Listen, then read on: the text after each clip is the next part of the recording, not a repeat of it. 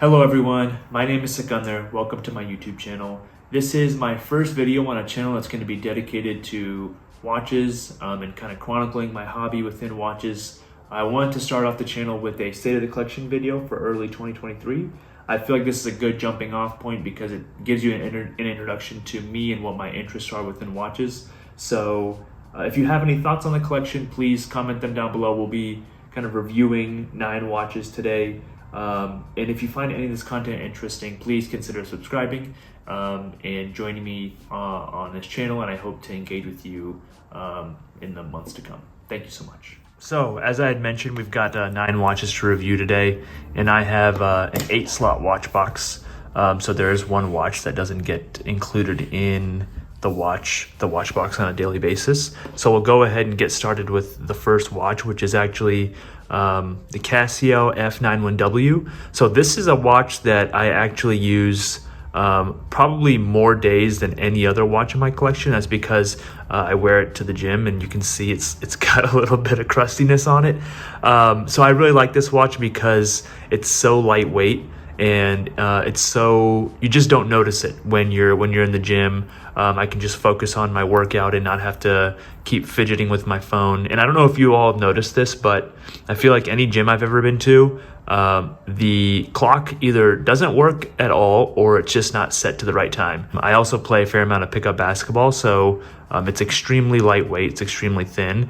You barely even notice it on your wrist, and so it really does the job for me. So with that, we'll go ahead and get started with the watch box. I wanted to kind of do this in chronological order, but because I didn't want to get a little repetitive with the brands, it's actually not in chronological order, but we will actually start the watch box off with the first kind of luxury watch I ever bought for myself.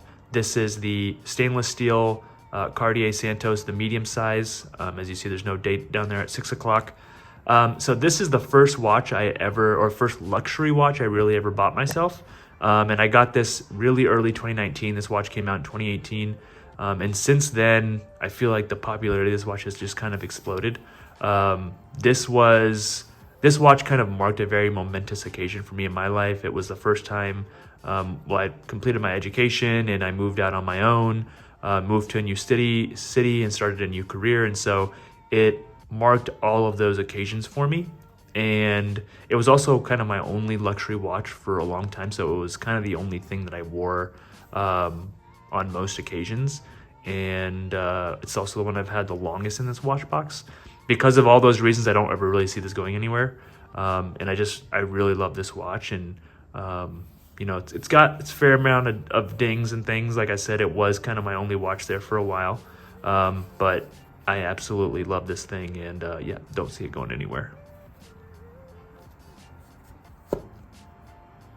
So the next watch in my collection is the Tudor Submariner reference 75190. This is a 36 millimeter Tudor sub, and I was actually wearing this prior to starting this video, so the time is set and you can see the watch is going.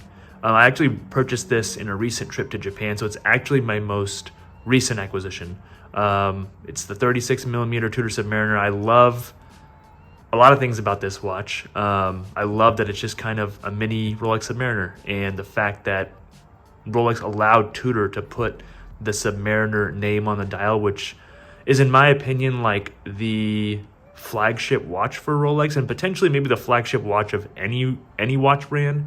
Because when you think of a watch, you kind of think of the Submariner, and I just love that Rolex allowed Tudor to use that Submariner name. And then it's just a small version of a sub. It's got the Mercedes hands, it's got the indices, it's got the unidirectional bezel, the crown guards, the screw down crown, even down to like the Jubilee style bracelet. This one does have all the Tudor signatures, so it's got the Tudor crown, it's got the Tudor logo there on the clasp, and the case back is also Tudor signed. So I'm actually going to throw this one on because, like I said, this was the one that I was wearing prior to starting filming this video. So that is watch number 2. The next watch we will take a look at is another 36 millimeter oyster case, and another Jubilee bracelet actually. So this is the best configuration of the Rolex HS. This is a 36 millimeter fluted bezel, Jubilee bracelet, blue dial. So the very first like luxury watch I ever saw that I kind of fell in love with was a reference 1601 Rolex Datejust. This is now the modern Datejust, but this watch is awesome. I don't wear it as much as I would like to. It's kind of become my dress watch and my like special occasion watch, just because it is so shiny. I have considered putting it on like a strap rather than keeping it on the Jubilee, because the Jubilee is so kind of blingy, but Rolex bracelets are just so good. It's kind of hard to justify taking it off the bracelet. And even still, that you can see that bezel just reflects everything. So because of that, this just, it's a little too blingy for the day-to-day, and it's kind of just become my special occasion watch. So whenever I'm dressing up, weddings or special occasions, I'll usually throw this guy on. But really, really awesome watch, and like I said, my favorite configuration of the Rolex Datejust.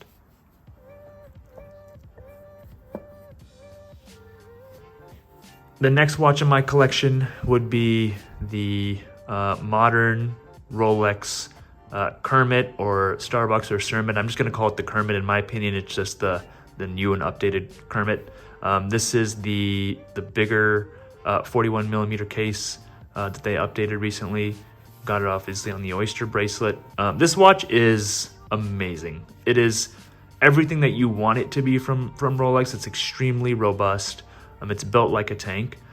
It's just a little too big for me on a day-to-day basis, and therefore I don't wear it every day like I feel like a sub should generally be worn. I feel like I end up hitting my desk more often when I'm wearing this thing, as opposed to one of the 36 millimeter cases that I own, and so it just doesn't get worn as much. But I absolutely love this watch. The green, I think, is absolutely beautiful, and I'm really excited to own this. I did get this at retail for my 80, and so it's a very special watch, and I've owned it since brand new, and I don't see this one going anywhere either.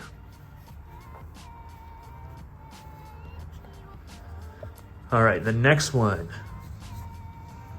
is the Casio World Time, or the Casio Royale. You can see I have it set to a different time zone right now. So I actually live in Los Angeles, so this is set to Pacific time. But this is, in my opinion, probably the best value in watches. I think these things cost like $25, $30 or something around there. I think that's what I bought mine for. And you can store 4 quick set time zones in this watches, and then it also stores like an additional 20 something time zones. It's got time zones for every major city. And because of that, I feel like it's just the most bang for your buck when it comes to watches. It also, I think, has a 100 meter water resistance. Yep, says it right there. 10-year battery. It's got great backlight. And so this thing is just, it's kind of everything you want at that price point. And I feel like you can't go wrong with a Casio Royale. I've taken this on at least 2 or 3 trips. I go in the ocean with it. I wear it. A lot of times I'll actually double wrist with this thing, just because I still like to wear my mechanical pieces. But when you're traveling with this and you're in a different time zone, I took this to Tokyo. It's just very easy to keep track of time zones in other places, and I love it for that. And you don't feel bad wearing it either, especially when you're traveling, because of that price point. It's a little bit more replaceable if anything was to ever happen to it. So, like I said, highly recommend this guy. It is, in my opinion, the best bang for your buck in watches.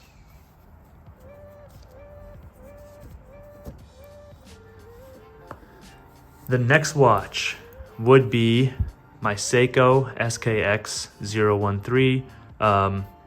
So I think, I've heard a lot of people say this, but I think everybody should have a Seiko in their collection. And I've owned Seikos before. I've owned Seiko SKXs before, but I'd always kind of wanted the 013 even when I had the 009. And of course, my luck would have it that while I was kind of vacillating back and forth of whether I actually wanted to buy this watch or not, it was discontinued and prices kind of shot up. I feel like that probably happens. Comment down below if you can relate to that type of thought process. Anyway, I ended up finding this like mint condition one on Reddit Watch Exchange at one point, and I did pay a premium for it, but I'm really glad that I did, because this 38 millimeter case, it's just perfect for me. When you're talking about a dive watch in this size, I don't think you can beat it, just because I do think that sub sits a little bit or wears a little bit large on my wrist, which I have a 6.5 inch wrist. So this 38 millimeter dive watch, this Seiko SKX, it's kind of in that perfect sweet spot for me personally. And I had I think a strap code bracelet, and it was an oyster bracelet. I ended up switching it back to the OEM Seiko bracelet, which definitely is not up to par in terms of quality and build from that strap code bracelet, but the clasp on that bracelet was just way too thick, and it didn't taper as much as I would have liked. And so kind of went back to this jingly jangly Jubilee bracelet, and I don't know, it's kind of endearing. You know, the movement's not the best in this watch, but I feel like as a total package, you kind of can't beat it. And so I'm really excited to own this one. Like I said, with all the other watches, I don't really see this one going anywhere anytime soon.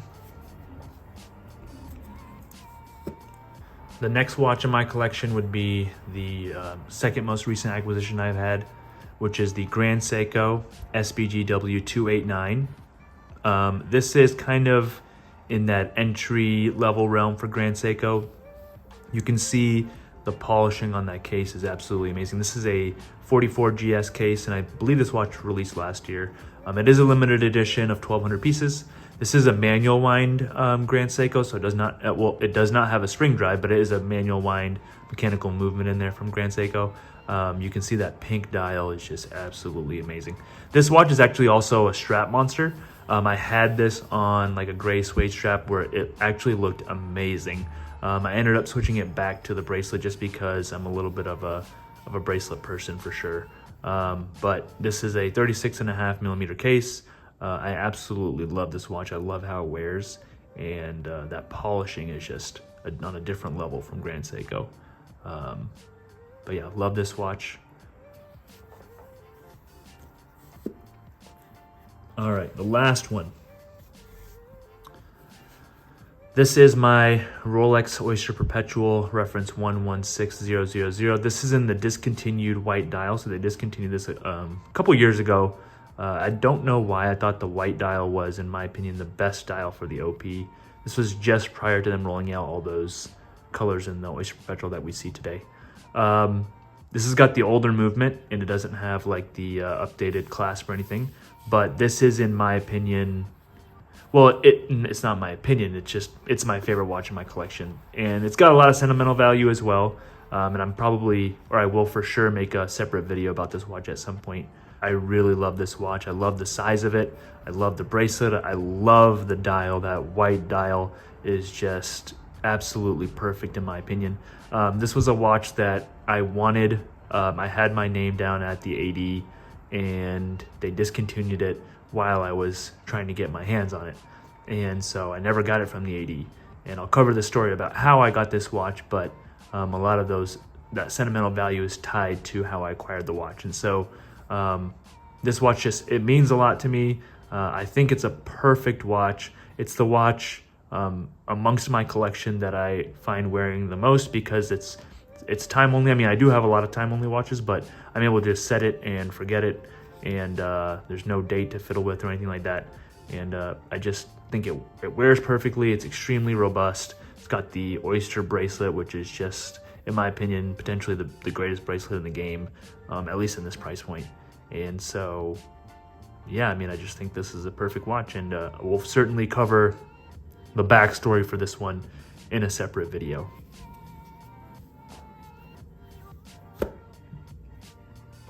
So that is all. Thank you so much for your patience and allowing me to share my collection with you.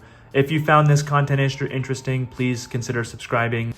This is the first video on the channel, but my promise to you as a subscriber is to always try to up my game, improve my production quality, and learn more about this hobby and these things that I'm so interested in. So That's my promise to you if you subscribe, and I hope to see you all in the next video. Thank you so much.